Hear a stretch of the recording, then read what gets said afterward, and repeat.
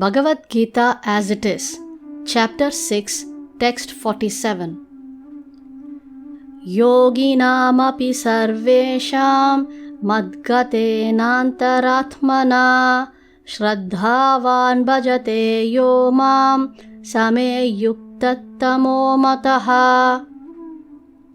Synonyms: Yoginam, of all yogis, api, also, sarvesham, all types of, madgatena, abiding in me, antaha atmana, always thinking of me within, shraddhavan, in full faith, bhajate, renders transcendental loving service, yaha, one who, mam, me, the Supreme Lord, saha, he, me, mine, yukta tamaha, the greatest yogi, mataha, is considered.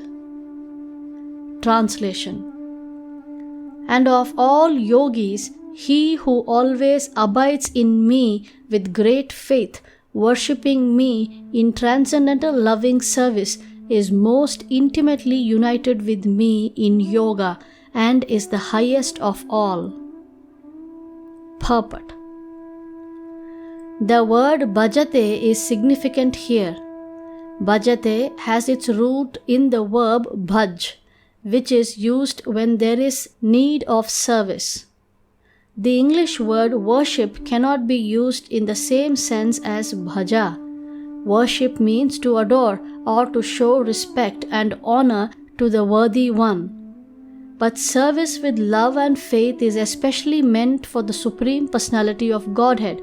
One can avoid worshipping a respectable man or a demigod and may be called discourteous.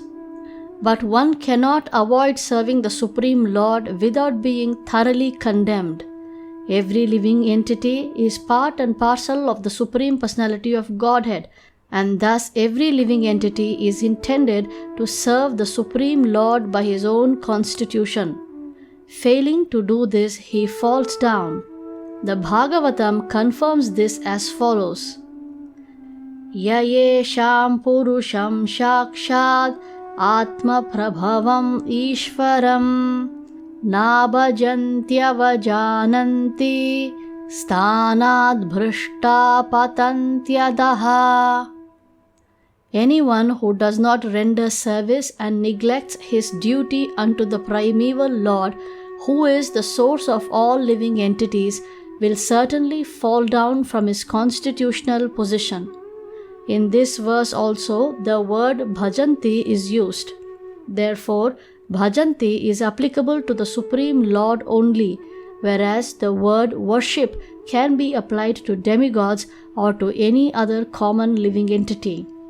The word avajananti used in this verse of Srimad Bhagavatam is also found in the Bhagavad Gita, avajananti ma moodaha. Only the fools and rascals deride the Supreme Personality of Godhead, Lord Krishna. Such fools take it upon themselves to write commentaries on the Bhagavad Gita without an attitude of service to the Lord. Consequently, they cannot properly distinguish between the word bhajanti and the word worship. The culmination of all kinds of yoga practices lies in Bhakti Yoga. All other yogas are but means to come to the point of bhakti in Bhakti Yoga. Yoga actually means Bhakti Yoga. All other yogas are progressions towards the destination of Bhakti Yoga. From the beginning of Karma Yoga to the end of Bhakti Yoga is a long way to self-realization. Karma Yoga without fruitive results is the beginning of this path.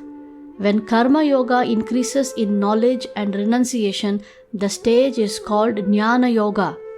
When Jnana Yoga increases in meditation on the Super Soul by different physical processes and the mind is on him, it is called Ashtanga Yoga. And when one surpasses the Ashtanga Yoga and comes to the point of the Supreme Personality of Godhead Krishna, it is called Bhakti Yoga, the culmination. Factually, Bhakti Yoga is the ultimate goal, but to analyze Bhakti Yoga minutely, one has to understand these other yogas. The yogi who is progressive is therefore on the true path of eternal good fortune. One who sticks to a particular point and does not make further progress is called by that particular name: Karma Yogi, Jnana Yogi, or Dhyana Yogi, Raja Yogi, Hatha Yogi, etc. If one is fortunate enough to come to the point of Bhakti Yoga, it is to be understood that he has surpassed all the other yogas. Therefore, to become Krishna conscious is the highest stage of yoga, just as when we speak of Himalayan, we refer to the world's highest mountains, of which the highest peak, Mount Everest, is considered to be the culmination. It is by great fortune that one comes to Krishna consciousness on the path of Bhakti Yoga to become well situated according to the Vedic direction. The ideal yogi concentrates his attention on Krishna, who is called Shama Sundara, who is as beautifully colored as a cloud, whose lotus-like face is as effulgent as the sun, whose dress is brilliant with jewels, and whose body is flower-garlanded. Illuminating all sides is his gorgeous luster, which is called the Brahma Jyoti. He incarnates in different forms such as Rama, Narasimha, Varaha, and Krishna, the Supreme Personality of Godhead, and he descends like a human being as the son of Mother Yashoda, and he is known as Krishna, Govinda, and Vasudeva. He is the perfect child, husband, friend, and master, and he is full with all opulences and transcendental qualities. If one remains fully conscious of these features of the Lord, he is called the highest yogi. This stage of highest perfection in yoga can be attained only by Bhakti Yoga, as is confirmed in all Vedic literature. Yasya deve para bhaktir yatha deve tatha gurau tasyaite katita hyartaha prakashante mahatmanaha. Only unto those great souls who have implicit faith in both the Lord and the spiritual master are all the imports of Vedic knowledge automatically revealed. Bhaktirasya bhajanam tadiha mutropadhi neirashyena mushmin manaha kalpanam etadeva neishkarmyam. Bhakti means devotional service to the Lord, which is free from desire for material profit, either in this life or in the next. Devoid of such inclinations, one should fully absorb the mind in the Supreme. That is the purpose of Naishkarmya. These are some of the means for performance of Bhakti or Krishna consciousness, the highest perfectional stage of the yoga system.